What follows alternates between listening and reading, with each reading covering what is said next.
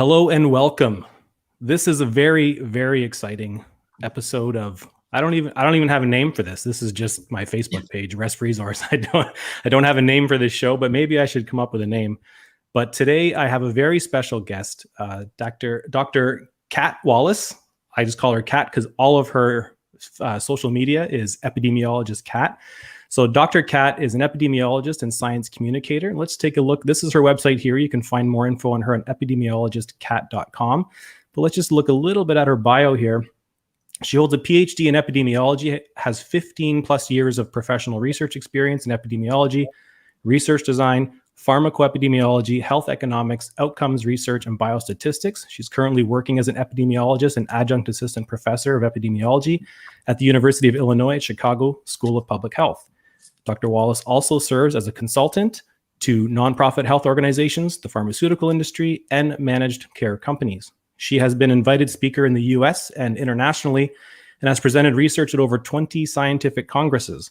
Dr. Wallace has also been featured in several mainstream media outlets such as Good Morning America, National Public Radio, and Parade Magazine, and Rest Resource on Facebook, of course. So without further ado, let's get you on here, Dr. Kat. And I'm going to call you Kat from now on, if that's okay. Yeah, okay? Totally. All right. I always like, being very professional, but I feel like I can call you Kat. I'm not professional. Well, we'll talk about that because when you think about the social media presence that you have now and the followers you have, and we're going to talk about that in just a moment as I get to know more about you first. But it's trying to be professional and fun at the same time is really a skill, to be perfectly honest. And I think you've mastered that skill, and we're going to show some clips about that as well. But first, let's just learn a little bit about you. So I read your bio, but tell us some interesting stuff maybe about yourself that people that don't follow you wouldn't know. Like, I know a few things about your interest and maybe your vehicle preference. So why don't you talk a little bit about that? So as he mentioned, I'm an epidemiologist and I work at a university. So I teach class and I do research. So in terms of being professional, I work in a university setting, so I'm pretty down to earth, I guess. But in terms of the interests that are outside of science, lately in the pandemic, my life's been sort of dominated by science in a way that it really kind of hasn't been since graduate school.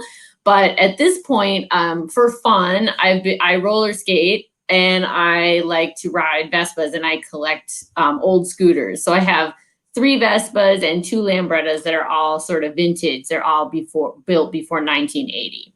Right. So they're the cool ones. If you're in the scooter culture, they're the cool ones to have. You don't buy new ones. If you're in scooter culture, you don't buy new scooters, right? You buy older ones that are cool and classic. Yeah, when people ask me about scooters, like if they want to buy one, like a new one, I don't even know what to tell them to get because I have no idea I don't know. It's a totally different thing. Yeah, but you can probably tell them a number of years to look for in terms of like the old ones I can help. Yeah. Yeah, for sure.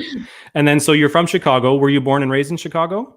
I wasn't. I actually was born in Boston, Massachusetts, and I lived in South Boston until I was like 12, and I thought everyone in the entire world was Irish and Catholic until I moved to Chicago. You're like, oh, we're not the only place in the universe? I had no idea that there was other kinds of people that were not Irish and Catholic until I moved to Chicago. Yep. Oh, that's so funny. So you've been in Chicago since you were 12 then? Yeah. Essentially. Wow.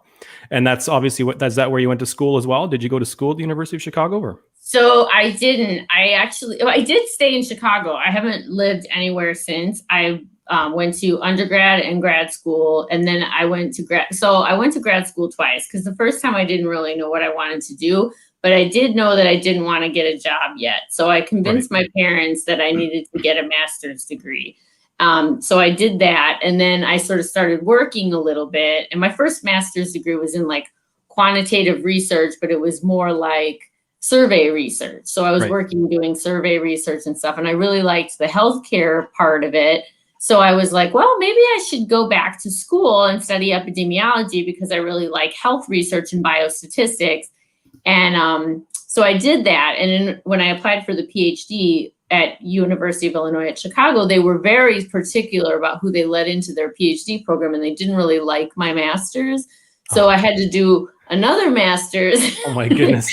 We to don't get really like into that master's. We know you spent program. all this time and money and dedication Yeah. in this master's, I mean, but I guess so. I have 2 master's degrees, but I don't really talk much about the first one because it really didn't help me at all. So, yeah, so I ended up spending another 9 years in school instead of only like a few more. so you've spent more time in school than some physicians, actually. Yeah. Oh, definitely. So, Yeah.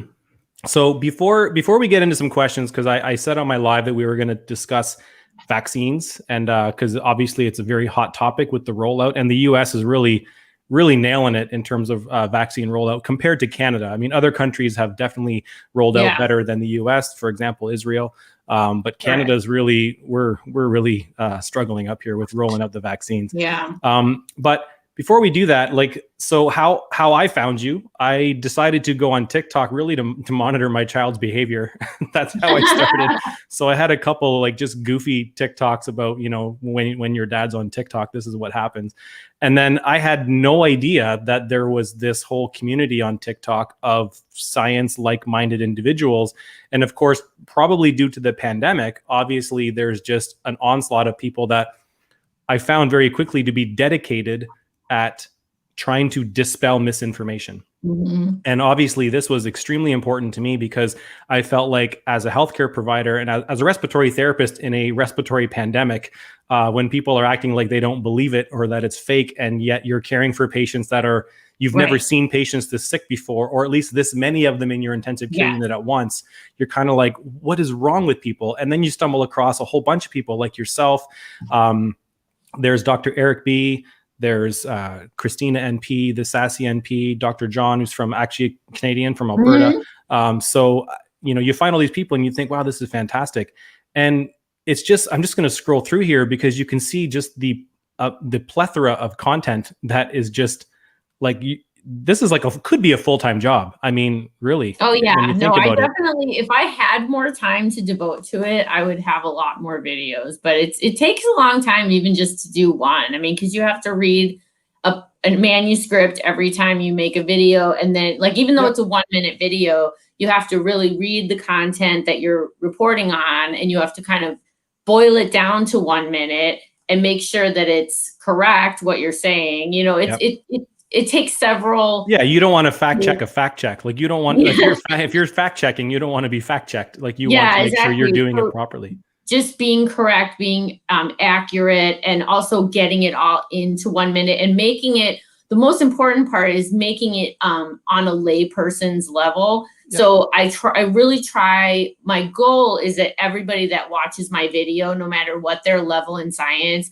can come away knowing what the video is about and what it's, you know, I'm not trying to talk to other PhDs or MDs. No, and really, if they're respected PhDs and epidemiologists, what you're saying should already make sense to them. You don't need to exactly. So I really try to boil the concepts down to be this digestible, 1 minute, easy to understand, even if it means I have to skip a lot of information and just really boil it down into, you know, layperson's terms, then that's just what I do, especially with some of the immunology stuff. Yeah. It's just much easier to speak on to people where they're at. Yeah. And yourself and others, we're not all complete experts in some of the things we comment on, but we may be more skilled at finding the actual research related to it and understanding what the research is saying, how to read a paper. And we'll talk about that in a bit, like how people find information by doing searches. But the other thing that you have to deal with on TikTok and social media are the people literally trying to get these aha moments from you. Like, I got you, like I caught you in a lie, or like, it's unbelievable. Yeah. So I'm going to play an example to my viewers of a video where, because I remember you showed a video of you getting your second Pfizer shot. And literally within a day, it might have been the same day or the next day, someone's like, "You're lying." And so I'm just going to play this video. And if the audio is not coming through, let me know. But because I may not hear it on my end. Hey, Dr. Cat, epidemiologist, got a couple of really strange comments like this one saying that in my post showing my vaccination, it was in a different arm than the Band-Aid. So it was like insinuating that I was faking it or something. So if you watch the video, you can see that even the letters of the institution are backwards in that part of the video because I had used the flip turnaround camera to take a selfie video. So yeah. So anyway, vaccine number 2 was okay. So I slept about I remember 24 seeing hours. that and just thinking, what, like people can't figure out the cameras and do that. Like you had to point out that letters were backwards just so that they realize you're not lying. The letters are like right above the Band-Aid. That it's like, come on, people. Like it's just, literally zero effort taken to try to see why it might be. Like there's zero effort, right? Yeah, and then it's all the time though. People think there's some big conspiracy and that you're being paid to say these things and that you're being paid to lie, and it's just it's really astounding that that's easier to believe than that. You know what I mean? That it's just science and data. Yeah, and then there's the I'm going to play one more video just because this one had me literally laughing out loud when I saw it, because just the unsolicited opinions of people that like they take the time literally to hit comment and type this out instead of just scrolling on. So I'm going to play this one because this one also had me cracking up. Well, hello. It's been a while since I've had a comment about my bangs, so welcome. So this person is saying that my bangs make me look nuts, but you're obviously new here because everyone else already knows I'm nuts. So I just so it's stuff like that where like I'll be scrolling through content and then that pops up and I'm just like, oh my God, like it's just, the unsolicited comments are just, they're just unbelievable.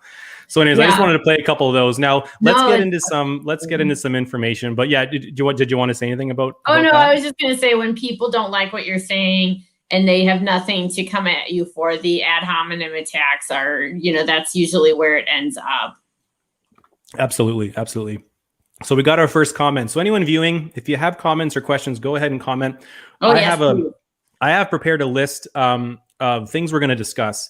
And the first thing I wanted to discuss, because I have a real life epidemiologist, and just for those that know, I have taken some postgraduate courses in epidemiology. I was planning to do a master's. My life is warped in a way that this may not be a possibility, but I do have some courses. So a lot of the content that Kat is bringing on TikTok, when it does relate to epidemiology, I get it, I understand it, and I love how she simplifies it, because anything I do on this channel here, when it comes to respiratory therapy, to the RTs that watch about mechanical ventilation, is I really try to simplify it as well.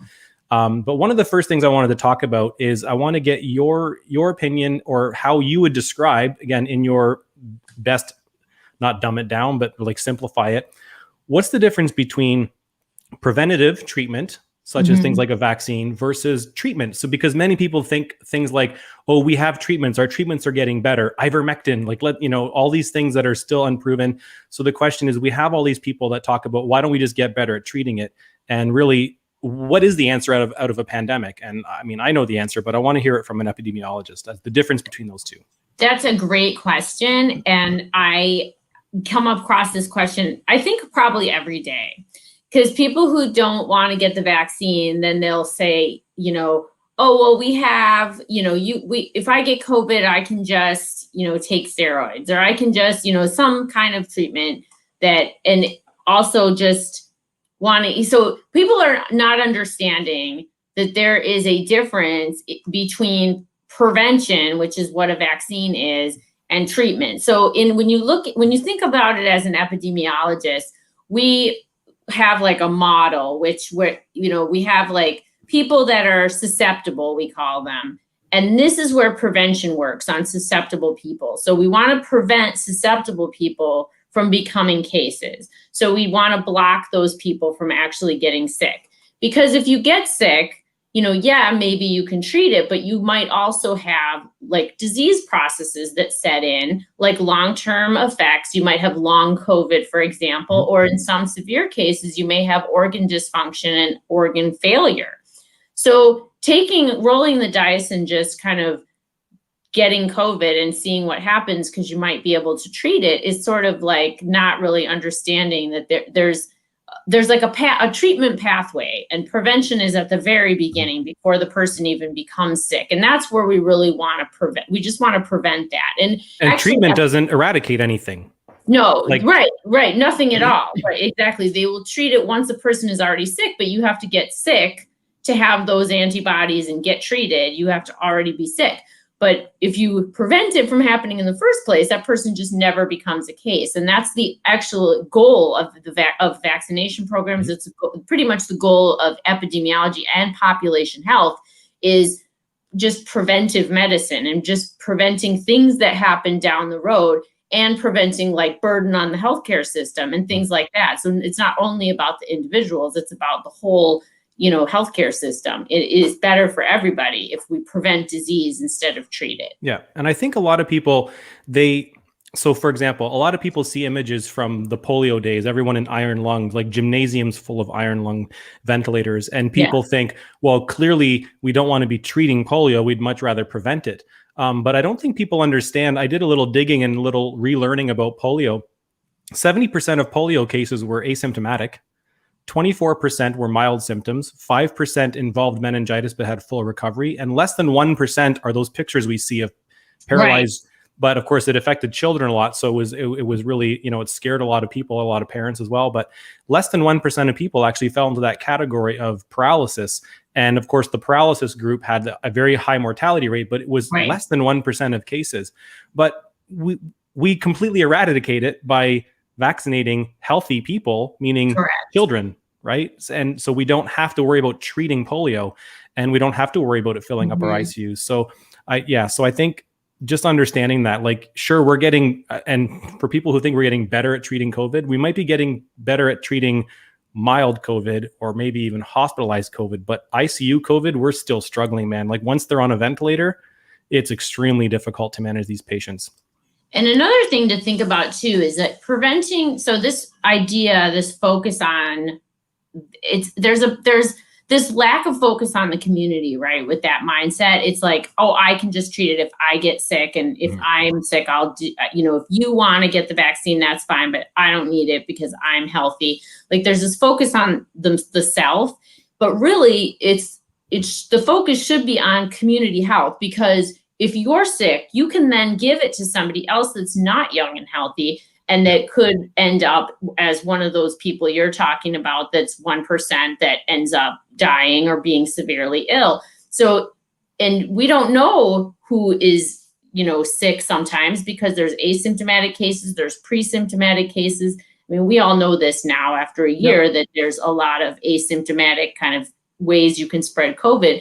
So it's not as easy as I'm just going to worry about myself, because this is a global pandemic that's an infectious respiratory disease that really, what you do affects all the people around you. Yeah. And in terms of what we do, I've taken this from your Twitter page. Yeah, I love this graphic. Just to show it here. Why don't you walk us through this? Because I've heard you explain this so many times, and it's perfect. Yeah, no, this is I love this graphic because it is so simple, but it's really, really just explains perfectly why we mitigate respiratory diseases. So basically what this graphic is depicting is that no one layer or no one mitigation is 100% effective. So we think about it like layers of Swiss cheese.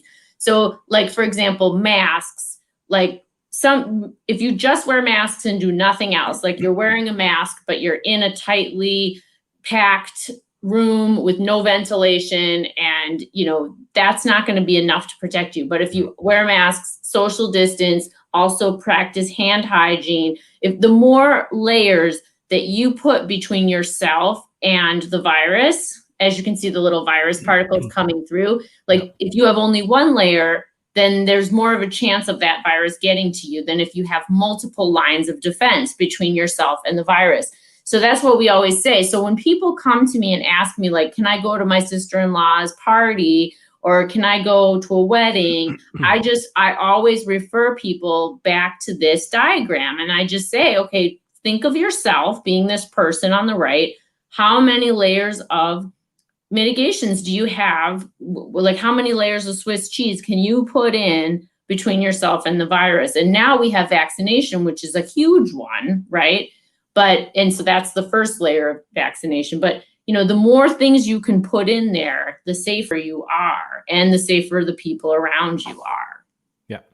So there's a question that's come up. I'm going to bring it on the screen here, see if we can see that there.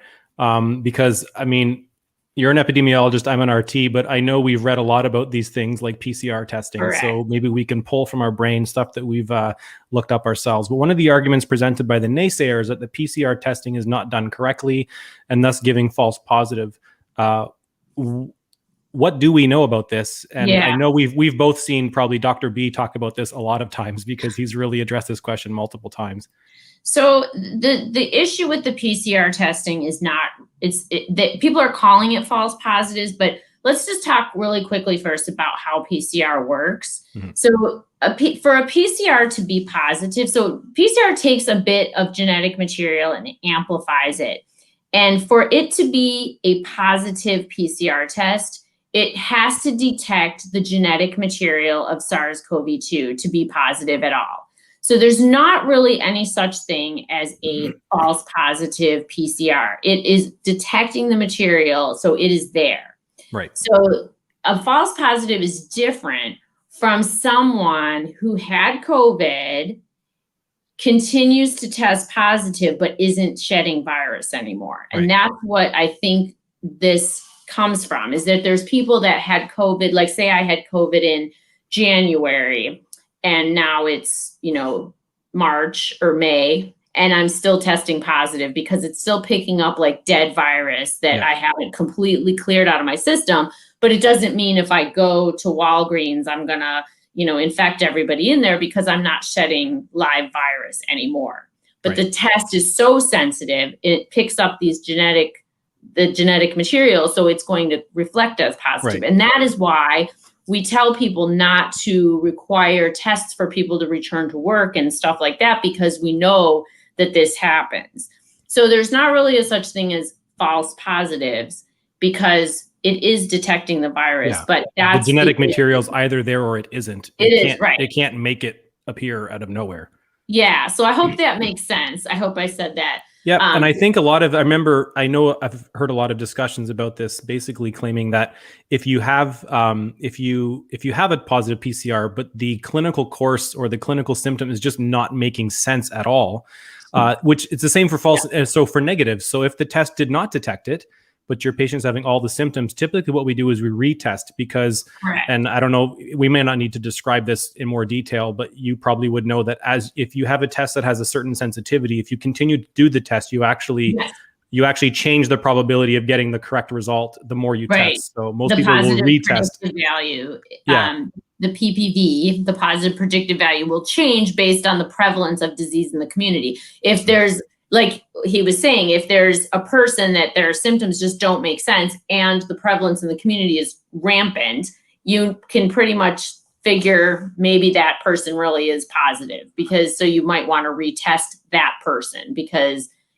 so that's that. And that was the subject of the WHO briefing that came out like in November, I think, because they were trying to clarify that to please keep in mind the prevalence of disease in the community when interpreting the results because of that. Yeah. And that guidance was more for clinicians and hospitals to not discredit a negative result. If you have a high prevalence in the community and someone's coming symptomatic and it gets a negative test, the whole idea was like retest them because the prevalence is low. Out of proportion and seen to be like, people will go through these documents and find like these little things and then blow them way out of proportion. Like it happens all the time. Like people are going through the Pfizer protocol and they're taking like boilerplate language that describes what an exposure during pregnancy would be. And it's like 5 things. And they zeroed in on one, and that's like, something on the surface of the skin. And it could be that for like dermals or some drugs are excreted through the skin, but these are boilerplate things that they just have to put in every protocol. And they're like, see, it does shed virus. It's like people will. And so this WHO report with the PCRs was the same thing. They just like go through it with a fine tooth comb and find like the littlest thing, and it gets blown out of proportion and misinformation spreads from there. And then when you say like, that's not right, they're like, that's what the WHO says. Right. Yeah. I heard it. And so we have another question here. This one's actually from my father-in-law. He's watching the Facebook stream. What is the frequency of COVID vaccinated who get COVID? Now, you do have that breakthrough video. Would it be worth me playing it? I have it queued up. I can actually play it. If you want to. Yeah, we know the number in U.S. veterans. Yeah, exactly. So there's some data that was available in U.S. veterans, and that's 74,000 of them, though. Yeah. So there's a large number. So let me play this video here. Hey, Dr. Cat, epidemiologist. There's been a lot of discussion about breakthrough infections after vaccination in the media. So let's look at some real data and talk about it. So this study was done in my city of Chicago, Illinois, in nursing homes. And as you might remember, nursing homes were prioritized for vaccination in Group 1A. Researchers followed the patients from vaccination through March 31st to see the incidence of COVID-19 infection in those with and without vaccination. And included in the study were 7,931 nursing home residents and 6,834 staff.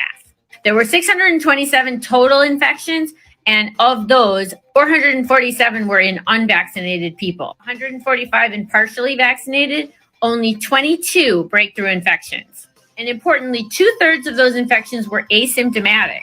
No cases of secondary transmission. Hey, Dr. Cat. So there we go. So we have at least some data related to a specific population, but large number of populations. So we know the vaccines are not 100% effective against symptomatic COVID. We know they're 100% effective against hospitalizations. But even that, when we have to understand 100%, there's usually a confidence interval. Trial population. Yes. Yeah, and there's usually a confidence interval around a number that would be a range. And because they're saying 100, it's probably something like 96 to 100. I don't know. It's probably very close, but the average or the median or whatever they want to report would be closer to 100. So obviously it can happen, but it's extremely rare. So here now, and if it does happen, I want to add something. Yeah. And if it does happen, we're finding that the infections that do happen are very mild. Like some people don't even know they had it, but they're testing because like one of their children got it, and they're testing just because they're in the household, and then they test positive, but they never would have even thought to test because they're not feeling any symptoms. Yeah. Now I've seen patients in the intensive care unit who have received vaccines, but most of them, the stories are like, it's like an Alanis Morissette, Isn't It Ironic song, where the person that drove them to get the vaccine actually had COVID, and they picked it up from them on their way to get the vaccine. And then I can't even believe that story. Yeah. So then they got the vaccines, like, and this is written on their report, like literally they got the vaccine on, I'm just going to use random dates because it's just to describe how quick it was, like April 10th. And then April 12th started feeling unwell, and then 3 days later ended up going to the hospital. Like this was just the process. And we know that after the first dose of the vaccine, you're not even partially protected really until week 2 is when it sort of peaks. And I do recall the numbers being not bad, but clearly not enough that you could just start putting your guard down. So clearly traveling in the car with this individual is probably a bad choice. And therefore the infection wasn't even, so that infection wouldn't even be considered a breakthrough infection. Like people, especially in a community where COVID is high, again, as you mentioned, the prevalence. So this person was from the Toronto area, and Toronto right now, the positivity rate in Toronto is high. So this is likely what happened. So yes, and that's a great point that you just made, is that a breakthrough infection is considered to be an infection that occurs 14 days or more after the second vaccination, full if it's vaccination, Moderna, Pfizer, AstraZeneca, or 14 days after the one Janssen, Johnson & Johnson. Right. Yeah, because you're trying to compare to the actual efficacy of the vaccine, which the reported efficacy, the reported numbers we know, as we know them, are after full vaccination and 2 weeks after full vaccination. So I'm going to get to another couple of vaccine conspiracies, then we're going to come back to some other questions here. You guys, people are asking really good questions. You have smart listeners. Yes, I will say that I have some very smart listeners in here. So first things first, I just want to point this out in terms of doing your research, because so many people comment, like you're already laughing because every one of our comment sections, whether it's even mine on talking about masks and aerosol, people will just tell you Ph.D. epidemiologists to do your research. Yes. You know, because they've done their research, and they're they're not scientific at all, but they've done their research, which means they've searched the internet and they've found things that support their bias. And I just want to point out that if you search for something on the internet and you put in keywords that support your fears or bias, you might come across an article that supports those fears and bias, because Google's trying to take your search terms and literally show you what is related to it. Not to mention, Google knows what you search and what you view if you don't clear your browser cache all the time. So then every time you search, you're getting fed the same. Like if you're a political person and you're always searching right-wing content, guess what's going to start showing up whenever you do searches? Yeah. It's going to help you to find the stuff that you want. So this is one of the problems. So, you know, like to type in a symptom like I have leg pain and then to put leg pain cancer, you're going to find articles where people had leg pain and then developed cancer, right? So what you search will usually support what you find. Yeah. And so whenever you find something, it's important to check things like either look for sites that fact check. Reuters is a good site that's actually very non-biased site. There, when you look at sites that rate people based on whether they're left-leaning, right-leaning, or whether they're biased, or whether their journalism is factual, they rate very, very high, and they do a lot of fact check. And in fact, you'll see a lot of the creators on TikTok will use Reuters fact check as, you know, like, listen, this has been fact checked. Yeah, we do. So, and it's not, you know, you can't say, well, that's a right wing or that's a left wing. They're actually bang in the middle. They really are sort of apolitical in terms of their reporting. So anyways, that's important. So if you're searching for stuff with bad search terms, you're going to end up seeing what I coined today, the term a buffet of bullshit is what you're going to find in your Google search. So just be aware of that. Okay. So first things first, were the vaccines rushed? No, the vaccines were, so that's a popular one that we get, you know, I'm not going to take this rushed vaccine, but honestly, the platforms, and I'm speaking about the mRNA vaccines right now, but the vaccine platforms were built in the early 2000s for other coronaviruses that were SARS-1, so the first SARS from 2003, and then MERS, which was 5 years later after that. Respiratory, yeah. So those were two other epidemic coronaviruses that they were building a vaccine platform for and testing. And so those were the bases of these vaccines that we have today. So that part of it, there was already a lot of discovery that had happened. And really when you so these coronaviruses are all in the same family, and the word corona means crown, and it's named that way because they all have spike proteins that kind of glom onto our ACE2 receptors.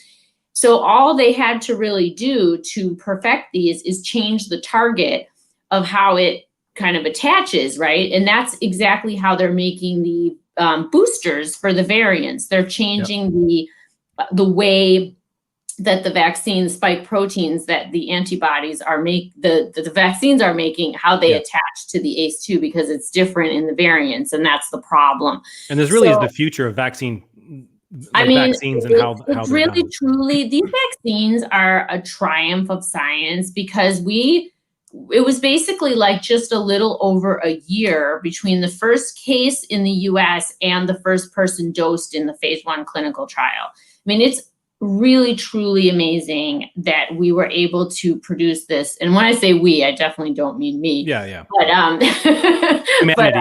It's just really amazing what was possible when you saw what was possible.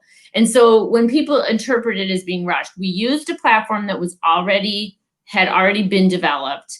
And there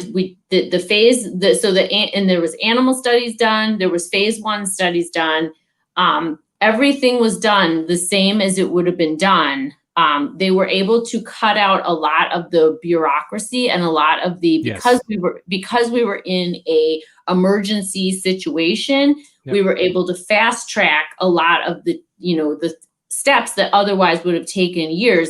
And what I think people don't really understand is vaccine trials take a long time, not because it takes a long time, but because we have to recruit volunteers, and it's really hard to recruit volunteers for like influenza vaccine trials and TB, people aren't excited about that.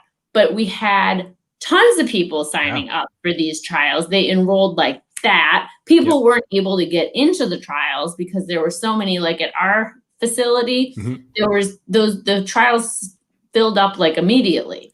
And so there was people that actually wanted to participate as a trial participant couldn't even get in. Like there was such an overwhelming interest to participate. So that was it filled up like that. So recruitment in the clinical trials is really what takes so long in trials. But this one, people were there and wanting to sign up.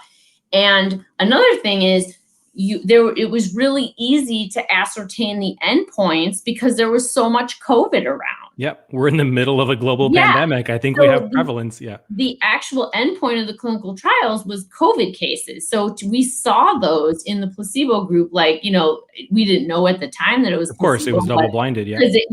But as the cases came in, like it was just very easy to ascertain the outcome. So all of these things really helped speed up the trial process. And I don't think people understand. So I've explained a number of times that when you talk about bureaucracy, anytime you deal with an ethics board, for example, in the hospitals where I've done research in, the ethics board meets like once a month. So you send in your application, 1 month later, you may get a response if you got on the agenda. So they have an agenda of after everyone. a month, you get your changes that you have to make, and then it's like another month. Exactly. So then they respond back saying, we want to know about this, we want this data, this, and this, and this. Then you respond back, and then 1 month later they meet again, if you get on the agenda. Otherwise, it's 2 months. Like it's unbelievable. And basically what the world decided is that this is serious. We have a global pandemic. There's no waiting 1 month for ethics to get back to you. The back and forth was immediate. It was like, here's the data. Okay, we want this. Okay, let's get this. Let's send it off. As soon as it arrives, they evaluate it. They come back with more questions. So the ethics process that can sometimes take 3, 4, 5, 6 months on a large trial, probably easily, was done much quicker because of the prioritization of it. And then, of course, as you mentioned, enrollment into trials is always the headache. Like we need patients, and some studies are stopped for futility because they can't enroll enough patients. This was not a problem. They had, I think, clearly like 40,000 participants in the phase 2 and 3 trial for Pfizer. So anyways. So they weren't rushed. Yes, we got through them very quickly, but they weren't rushed in terms of like skipping anything. Like everything was done. At all. In fact, they're still underway because we're monitoring people for duration of immunity. There's going to be data cuts they just did a 6 month data cut. And now they're going to be 1 year, 18 months, 24 months, just to keep those doing those assay titers to see how long the immunity lasts in these patients. And this is an extremely important point, because many people say, because they read, someone who doesn't understand science will try and read the study, the phase 2 and 3, where it says the word ongoing study. So then people say, you're all part of the study. You're all the experiment. It's like, no, I'm not enrolled in study. Actually, I didn't sign consent for enrollment into this. I signed consent for the vaccine, but I'm not part of the clinical trial. What they mean by ongoing is exactly what you said. We are learning how long immunity lasts because we want to know this. Do we need a vaccine after 1 year? Do we need it after 2 years? And then the second gotcha moment is when they release the data that the vaccine is as effective at 6 months. People take that and twist it and goes, it's only good for 6 months.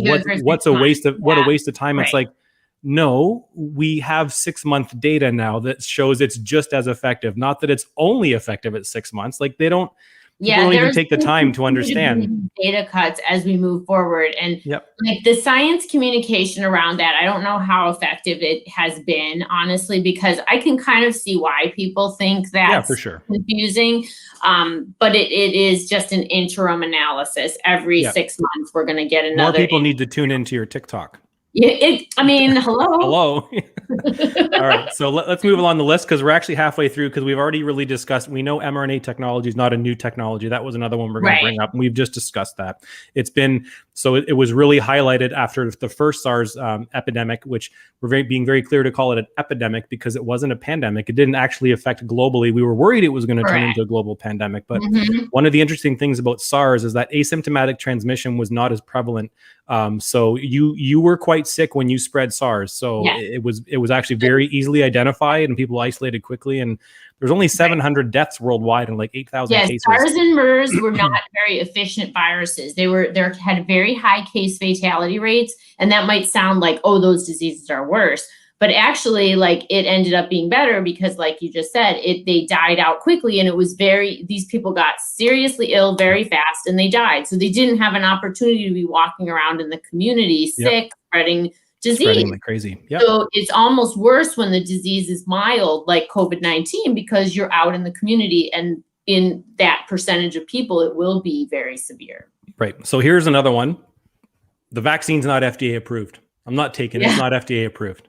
Well, we sort of touched on this a little bit with the experimental vaccine, but yeah, the vaccine is, so the difference between emergency use authorization and full US FDA approval. So I don't know how it works in Canada, but I'm assuming it's the same.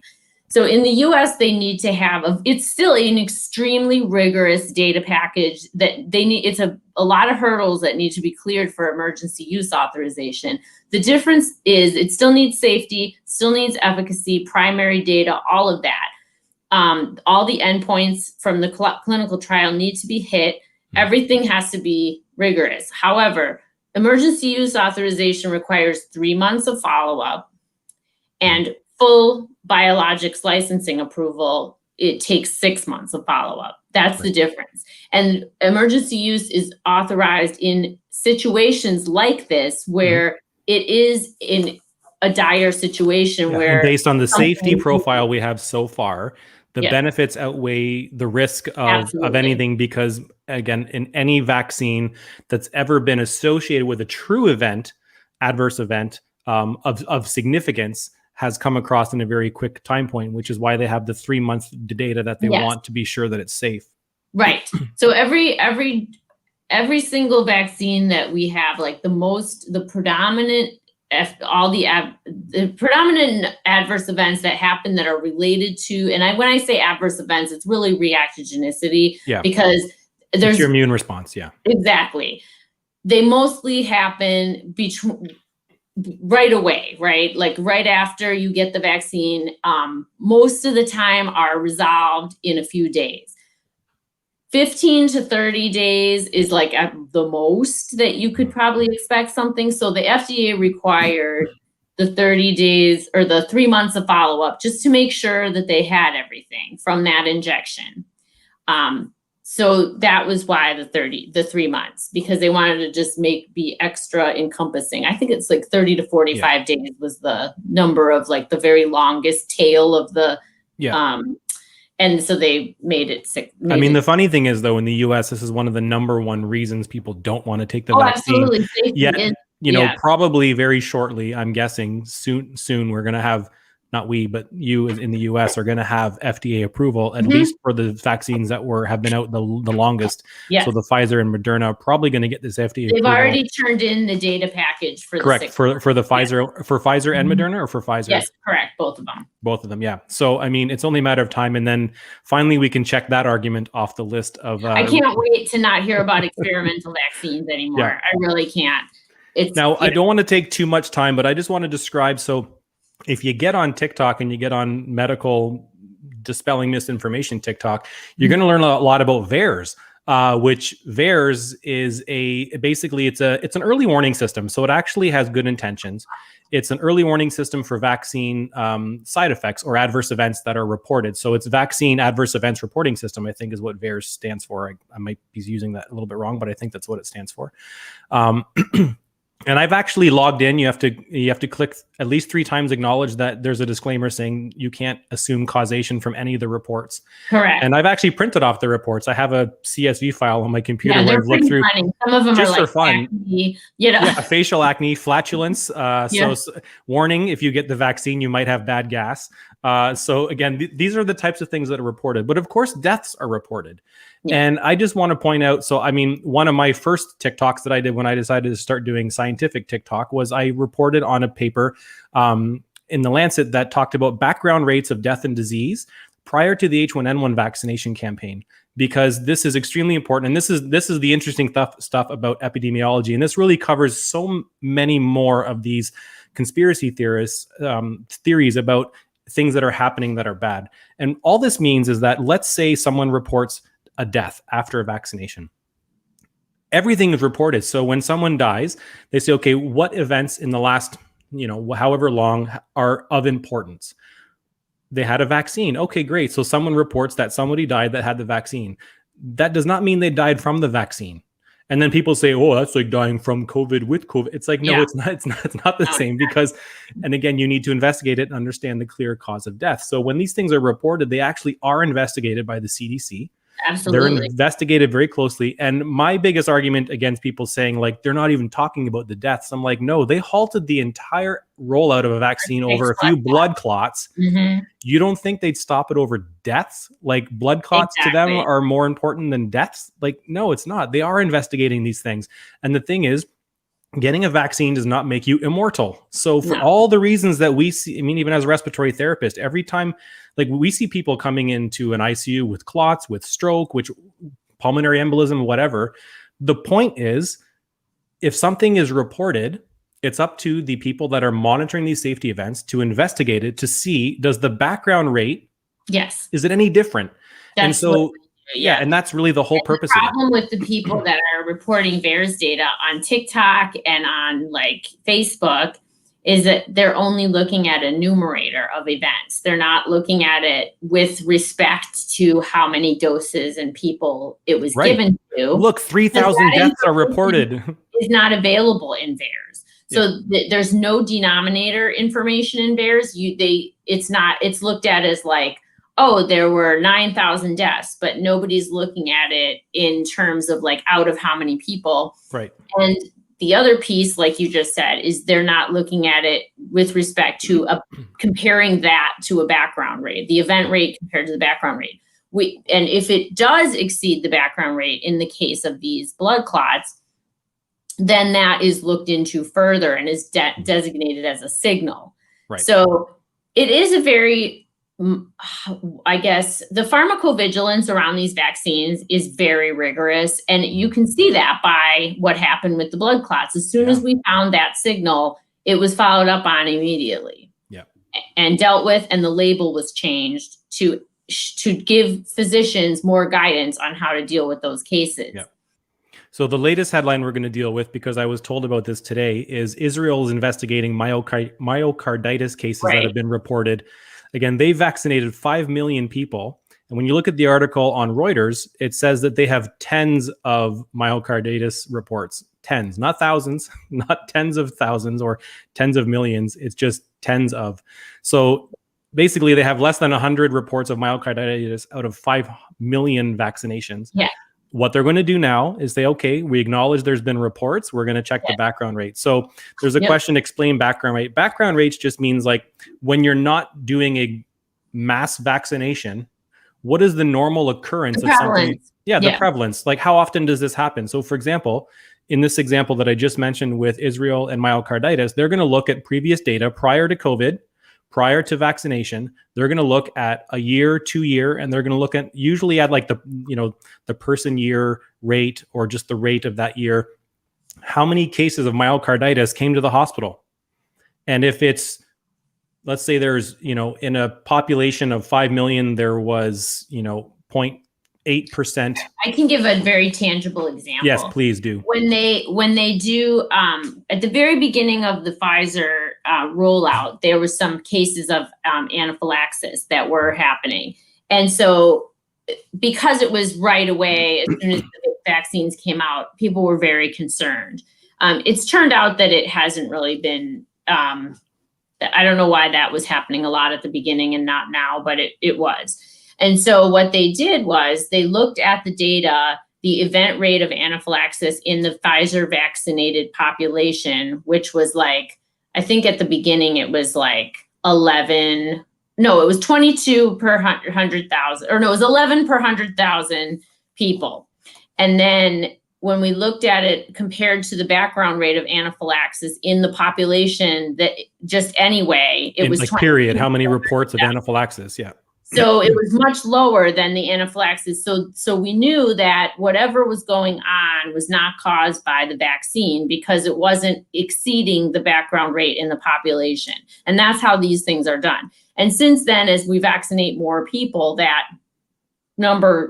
rate goes down because we haven't really been seeing those cases anymore. Now, whether that was like something going on at that one center or what. I mean, there was, yeah, who knows? It could have been the way that they were drawing it up. It could have been, I mean, it could have been the environment they were in. Yeah. Cause apparently a lot of the reports were in very similar areas. So people were looking at like, diet patterns in that area because it wasn't happening all over the place. It was very specific.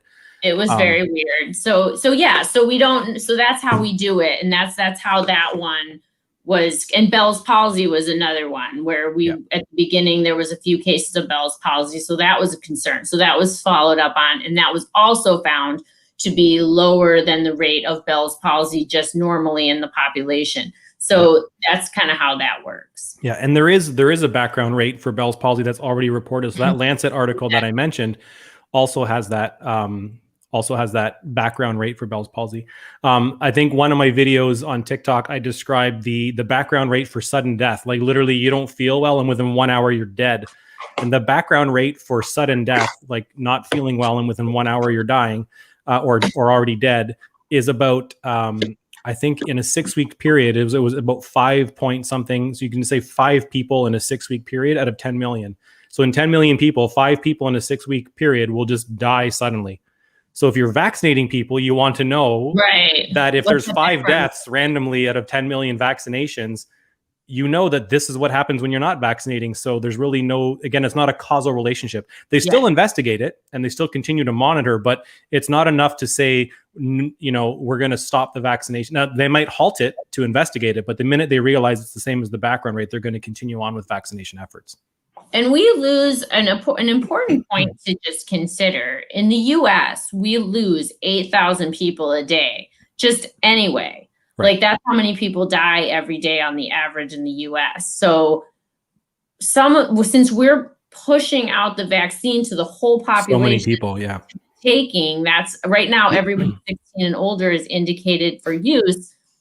There will be people that die after they take it because we are pushing it out to the entire population pretty much. So that's something to keep in mind that, the natural background rate of death is 8,000 a day. So some of those people, especially since we started in a 65 and older population, like they unfortunately will pass away, after the vaccine, but that doesn't necessarily mean the vaccine caused it. Correlation is not causation.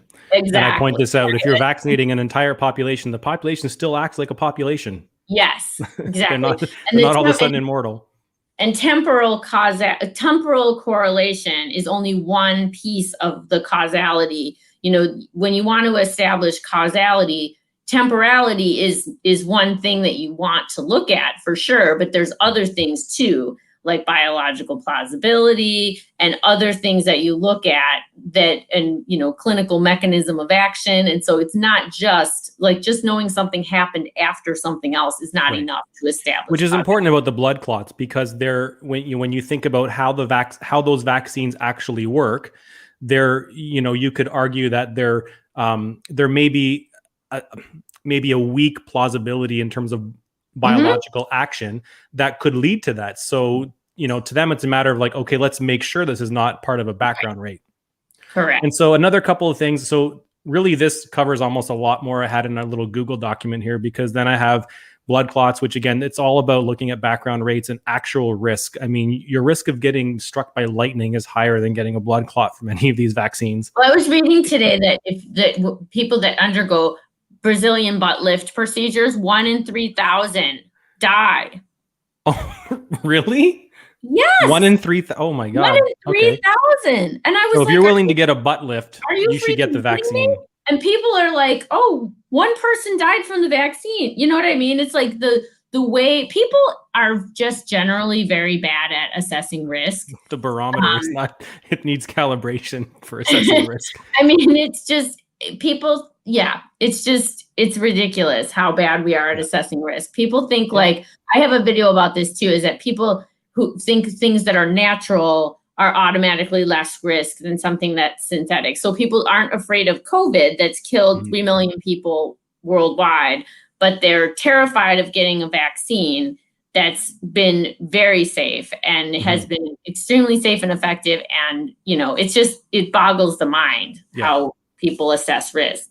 And they won't take the vaccine if it's not FDA approved, but they've got a cupboard full of supplements that are not FDA approved, regulated, or right? they have tattoos like myself that are not FDA, or like there's no supplements are not FDA approved, and there's no standards for them. So it's really scary. Yeah. And then so another one that's popped up recently has been menstrual cycles. And did you do a video about, there were some they actually looked at some reported I don't want to say concerns really, but just some strange interest, like some findings with menstrual cycles in patients that had COVID, like that actually had COVID. And then now that we're seeing this again reported, I should say, it's been reported in people who have received the vaccine. Again, there's really not a big signal there, but do you want to talk a little bit about that? It's not super surprising that you might have a weird period after being vaccinated, because your endometrium is actually part of your immune system. So there could be reactogenicity there after you get a vaccine, like for 1 or maybe 2 cycles. We don't have any study data, so I'm just saying this based on other vaccines. But what I would say, if anybody is experiencing weird periods and you're worried, I would call your OBGYN and talk about it. But I wouldn't be too scared, because it's not something we've never seen before. Yeah. And in terms of people like trying to scare people, saying that it causes infertility and this and that, I mean, even the study participants who, I think to be enrolled, you weren't supposed to be pregnant, but many people got pregnant after being enrolled in the study, and there were no differences in the Pfizer trial. And since how many did you say? 23 in the Pfizer trial as of March 10th. Right. The last time I saw data. And then so we have a safety, like kind of a safety surveillance system for people who want to volunteer to report data after being vaccinated in the community. Right. And in that system, we had like 4,800 pregnancies reported to VSafe for the CDC. And that was as of like February 28th. So I'm sure that number is much bigger now, because the denominator of who'd been vaccinated was actually pretty small. Yeah. So, and it was really hard to get vaccine. So if it was already almost 5,000 people back in February, I'm sure it's a lot more now. So it's just, that's patently false. There's no way. Yeah. And it's really it's an anti-vaccine rhetoric. And then there's the reports of miscarriages crack me up. I think you have a video on this as well, because people that don't know how to do math are like, there's 400% increase in miscarriages. And when you actually look at the data, it's like, no, if anything, so go ahead. It was just egregious. They did exactly what we said. Like, they looked at the VAERS. It's basically the UK version of VAERS, which is they call it the yellow card scheme. You guys have one in Canada too called CAFIS. Yep. So they looked at that data and saw there was 4 miscarriages on like February 28th. And then they looked 6 weeks later and saw there was 28 miscarriages cumulative. But they didn't take into account that denominator was totally increasing that entire time, because they were ramping up their vaccination rollout. And they weren't taking into consideration that 1 of 4 pregnancies in the UK ends up in a miscarriage. So it's not uncommon. Let's play that video for the viewers. Oh yeah, it was another good one. Hey, Dr. Cat, epidemiologist, misinformation alert. I've been seeing a lot of posts claiming that there's been a 400% increase in miscarriages since the COVID-19 vaccines were released. This claim started on a blog called The Daily Expose on March 21st from London, where they looked at the UK yellow card scheme, which is very much like the US VAERS data, a spontaneous reporting system for adverse drug reactions. Now, we've discussed when talking about VAERS data that when you're looking at spontaneous reporting, you need both the numerator, the events, and a denominator, the number of doses given. These authors didn't do that. They only looked at the numerator. They looked at the cumulative events on January 24th and then again on March 7th and saw a large increase. Doing a proper analysis with a denominator of women of childbearing age, these are the percentages that you get. Then, of course, you look at the background rate to see if the vaccine is causing something that's increasing over the background rate, and it is not. Hey, Dr. Cat. Yeah. So, I mean, it's really important, I think, for people to understand that a lot of these things that are being glorified by anti-vaxxers, when you actually do proper math with proper denominators, you could use the same argument. Instead of arguing that it's causing it, you could argue that it's protective, because the rate that's being shown in the vaccinated individuals in many of these cases are actually lower than what's being than a background rate. So you could argue that it's protective. It's actually causing less, right? It's really astounding at the, I mean, that analysis they did, if you can even call it that, is so improperly done and just methodologically wrong. And it just makes me so annoyed that something like that could go so viral. You know what I mean? And that really is the problem. Like those videos get pushed by the TikTok algorithm so much. And then people like you will get like, you'll get like a community guidelines violation for bullying when you point something like that out. It's so backwards. It is. It's really frustrating. It's always like an uphill battle. Yeah. So the last thing I'm going to talk about, and then I'm going to get to these questions. Do you still have time? Yeah. Okay. I know I booked you in for an hour, but it got dark. Yeah, I saw you got the mood lighting on back there. It's nice and dark. Yeah, this is better. There we go. The last thing I wanted to talk about, just because again, I'm just basing a lot of these questions on some of the stuff I see coming across my TikTok feed. And usually it's not from the people that are spreading it. It's from the people that are trying to dispel it. So one other thing is, again, the latest one is people saying that this isn't even a vaccine, like the measles vaccine and like this, because what they're describing vaccines as sterilizing immunity. So not sterile meaning like making you can't have babies. Sterilizing immunity means like you can't get infected and you can't spread the infection. We don't have that many vaccines that do that. Very few. HPV is one. And smallpox. And there's like a couple, but really honestly, just getting the transmission in the community down to a level where we have some herd immunity is the goal, and to prevent severe disease and death. Those are the goals of a vaccine program. Yeah.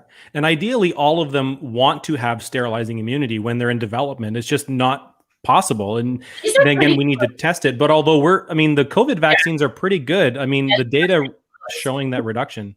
Because we're seeing like a 90% decreased risk of any infection, even asymptomatic, with the mRNA vaccines, which is really, it's, amazing.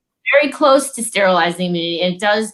And we've seen in places like you mentioned before, Israel is the country that's vaccinated the most people. They're about 60% vaccinated at this point, and we are seeing a huge decrease in cases, hospitalizations, and deaths in Israel. And they're in fact going to be able to they're going to drop their mask mandate pretty soon. Yeah, I think they've started already. I think if I recall some of the reports. Use them anymore because they just don't have any cases. So it's really amazing. And that's a country that's a lot more compliant with vaccination than like the US. And there's not as much vaccine hesitancy as the US. Yeah. The US is like they're the winners for that one. It's like the US, Canada, Australia, and New Zealand are bad. The UK, I'm sorry, not New Zealand. Australia, the UK, Canada, US are like the four big like strongholds of vaccine hesitancy. Right. So there, I forget what I was going to say because I read a question here, but one of the, what was I just going to say? Oh my goodness. I got to I'm not the only one that does that. No, we're both in the same boat. So one of the things I learned about the polio vaccine actually is that it's not only not sterilizing immunity, but so I think after your third dose, you're 100% protected against symptomatic and paralyzing polio, but you can actually still get infected and carry it in your gut. That's right. And you can spread it to unvaccinated people. Yes. You can be, and they think you can even spread it to other people. Yeah. So for all we know, there's actually rampant polio going around. We have and we'd only know if we stopped vaccinating, and then you'd start seeing cases. And the science communication around that whole, we don't know if you can still spread it, was bad. That was bad, really bad. I will say that was bad. Yep. They honestly shouldn't have said anything, because I keep pointing out to people, I'm like, yeah, because when people say it doesn't even stop you from getting infections, it's like, no, what they said is we don't have the data yet. Yeah. So as scientists, they didn't want to make a claim until they knew exactly how effective. Been the balance all along, right? Even with the duration of immunity, like we know it works for 6 months. It doesn't mean it only works for 6 months, but that's what we have data to support.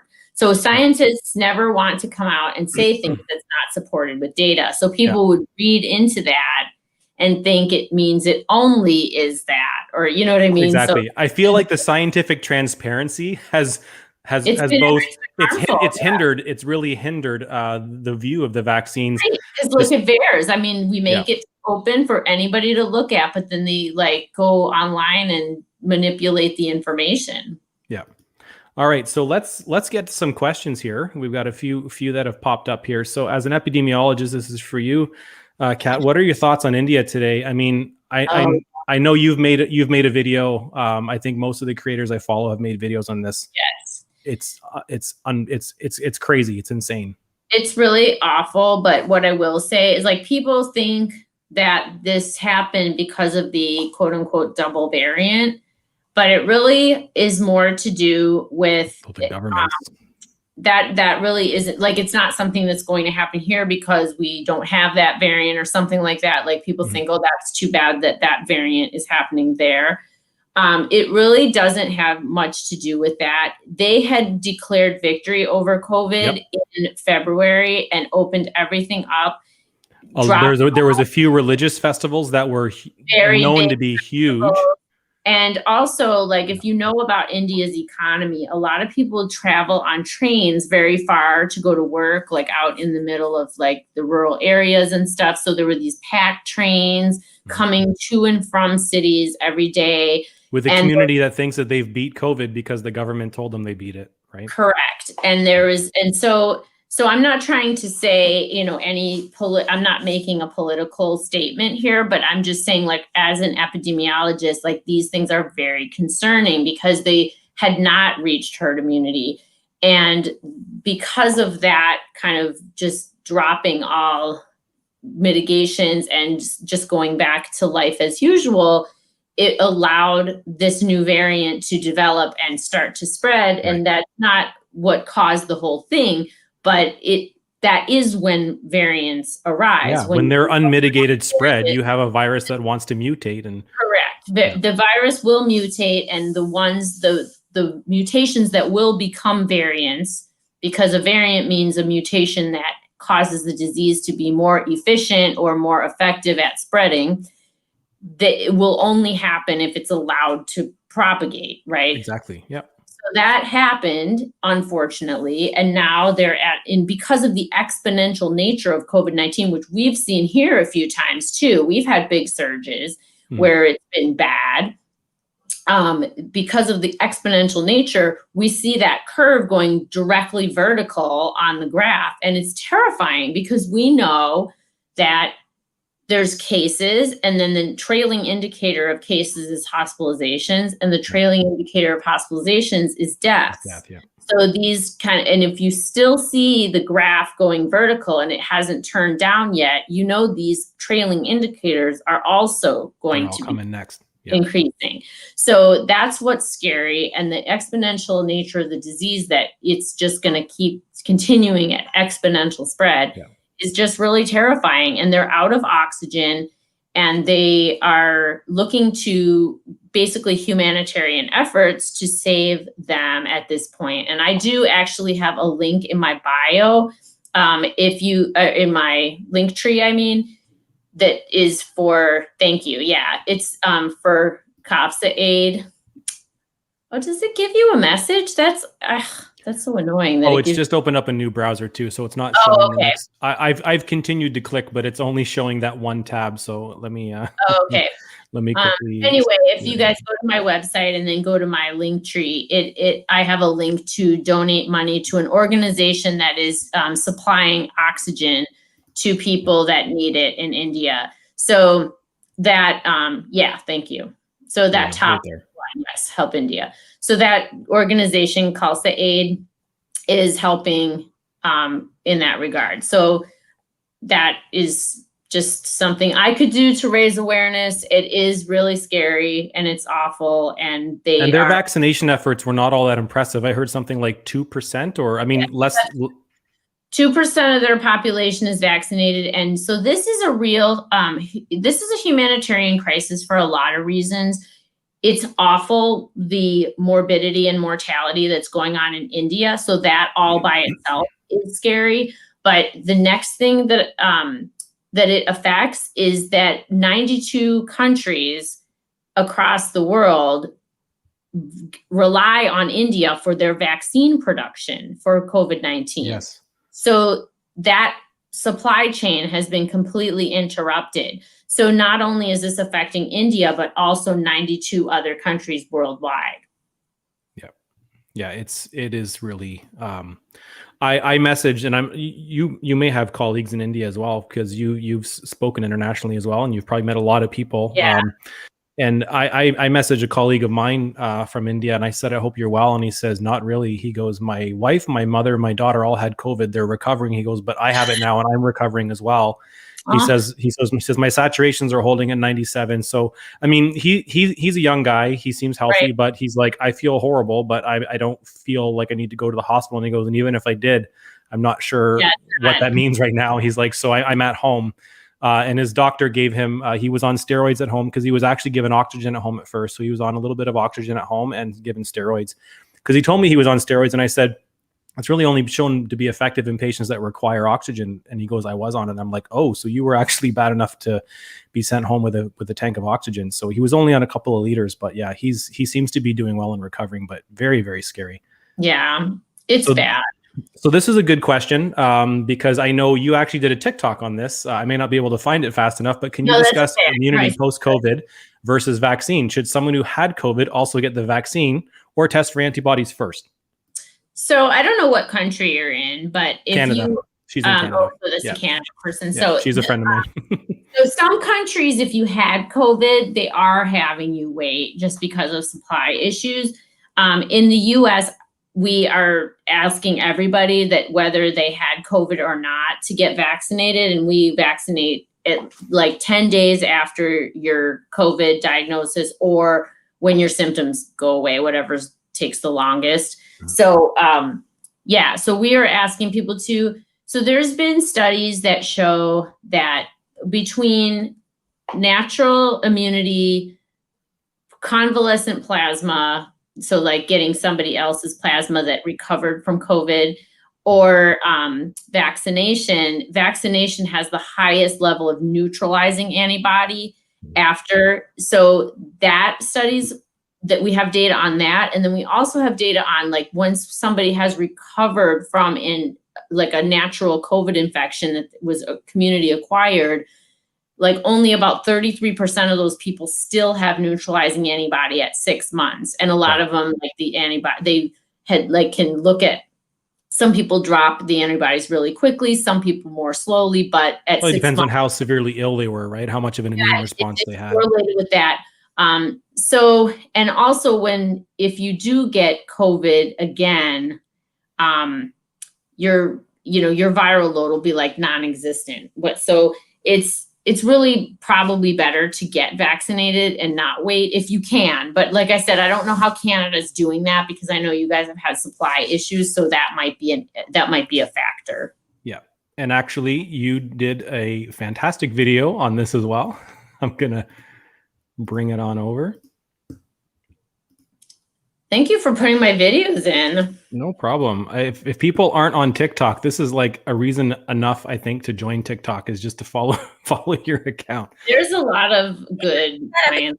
Just yesterday we talked about this study, which showed that vaccinated individuals had an order of magnitude higher levels of neutralizing antibodies to SARS-CoV-2 versus people that had a natural infection or convalescent plasma. Now, today, this study is available that looks at those recovered individuals and really quantifies the variability in the immune responses.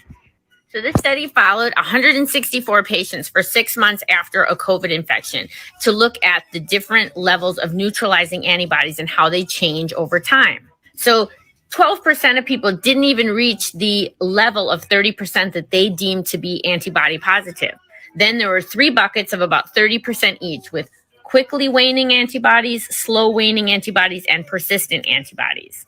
So incredibly variable between patients, and only 32% of people had persistent neutralizing antibody at 6 months. There you have it. Answered from your own TikTok account too. I should have just let you do that. Well, I wasn't sure if I'd find it, so I'm like, you go ahead and start answering that, and I'm just gonna quickly. You'll see my eyes kind of shift over, like I got this shifty look on my face, but it's just me scrolling through your TikTok account to see if I can find it. All right, so we have another one. Thank you for saying that about boilerplate information. People are cherry picking things without understanding the context of the information and what's listed. Absolutely. This is the key of how of what people are doing out there to really spread misinformation for sure. I know. So this is another question. I know. Basically, neither of us are a hematologist, but would ask you the 2 questions. I have low red white cell count and platelets. Without seeing my blood work, what are your thoughts about me getting the vaccine? Have you heard anything about anyone that has an issue with cell counts? I mean, off the top of my head, if you have low white cell counts already, then you definitely don't want to risk getting COVID. Correct. Yeah. So your risk of infection may outweigh any. I would for sure talk to your doctor, but it sounds like something that would be a perfect candidate for vaccination, just because you'd want to prevent any kind of infection. It may be a risk in and of itself. Yeah. Okay.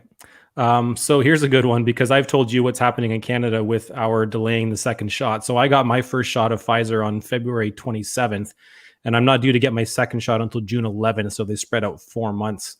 Yes. And I already know your thoughts on this. You were like kind of shocked.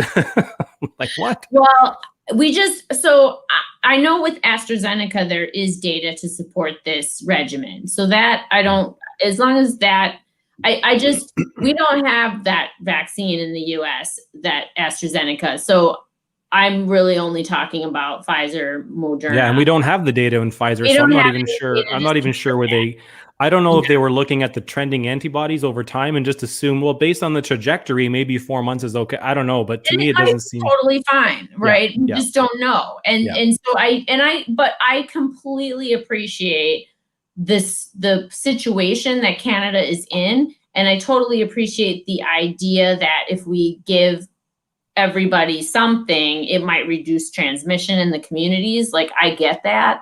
And I know they are prioritizing elderly, healthcare workers, Indigenous people. So some people are fully vaccinated that are at high risk for in Canada. I know the healthcare workers in the Toronto area, which has been the hot spot for quite some time, just due to population. Yeah. The healthcare workers there that I know, at least that I worked with, are fully vaccinated. Yeah. So we have another question from Kathy. Does the adenovirus vaccines cause an additive effect to the chance of blood clots if you're on birth control or have conditions with clotting risk? No. So that's a great question, Kathy, because this is a big point of confusion. I should actually do a video on this, because this blood clot that was in question about the adenoviral vector vaccines is a completely different kind of blood clot. It's not a DVT. So when you're talking about blood clots at risk, that you're at risk for being on like oral birth control pills, that is a totally different, that's a different type of thrombosis that happens in a different part of your body. So they have really nothing to do with each other. And COVID-19 has a very high risk of DVT associated with it as well. So, but no, this was a totally different kind of weird blood clot that we had. That's why they kind of stopped everything to look at it, because it was so rare that we didn't even know what the background rate was. Yes, that's why they stopped. They had to investigate this because it's such a weird, rare clot that they needed to find out, was it as rare as 1 in a million? Because that's what they were basically seeing, which when you think of the probability of getting that, it's so really low. I'm just going to post this up quickly. Yvonne saying, I'm getting on TikTok. Well, Yvonne, if you have Instagram, Dr. Yeah, Katz mine is also on Instagram. Instagram. Now, do you share all your videos from TikTok to Instagram, or just some? Pretty much, yeah. Pretty much Unless all of it's them? like something very TikTok specific, like a trend, and I don't have any COVID information in it. Right. But yes, I put most everything on Instagram as well, and I have the same screen name on both. Okay, perfect. So we have another question here. With Canada's vaccination strategy, again, spreading out that second dose, do you think we would start to see more variants becoming more resistant to infections because of this? That's a great question, and I wish I knew the answer. And that is one of the criticisms of the Canadian strategy that Health Canada has put into place, is that it's possibly setting the stage for that if people are not fully vaccinated and can still spread the disease. Because they can still, I mean, although we have some protection against symptomatic infection with the first dose, we can still transmit it. Like the lowering the risk of transmission, I think, is almost as good as the preventing symptomatic, but it is slightly lower. So there's still going to be a higher chance you're going to spread it if you're at that partial immunity from the first dose. So the advice would be, obviously, wear a mask, social distance, avoid gatherings. Just, I would, if it was me, I would act probably the same as I did before that first shot in terms of precaution. Right. All right. Well, I think we've actually caught up on the questions. There are just some comments. This is actually an interesting conspiracy. Someone was trying to claim that China convinced India to inflate the numbers, and it's all a scam. You know what? Actually, there's thought that India is actually not reporting the numbers accurately like the other way. Like correct. And that's what Kathy was saying. If anything, and Kathy made this comment. Is outweighing like what they thought. Like if you model, we pretty much know what % of COVID cases end in death just from global data. And when you're looking at the numbers of deaths in India, we can tell that the cases are being have not been reported. Yeah, for sure. Yeah. Well, holy moly, we caught up to the questions. We're at an hour and 20 minutes. I'm sorry I kept you longer, but you don't seem to be too bothered by it. This is fun. This is good time. I don't do anything. I know it's Saturday night, and like, what do we do? Oh, we're streaming on the internet. And last night I was doing the same thing. I was sitting there scrolling. It was I'm like, should I go to bed? I'll just scroll, and I'm like, oh, Cat's on with Christina NP. I guess I'm going to tune into this. So yeah, that was pretty cool. That's what I do. So no worries. It was really fun, and I want to thank your viewers because you guys asked some really great questions.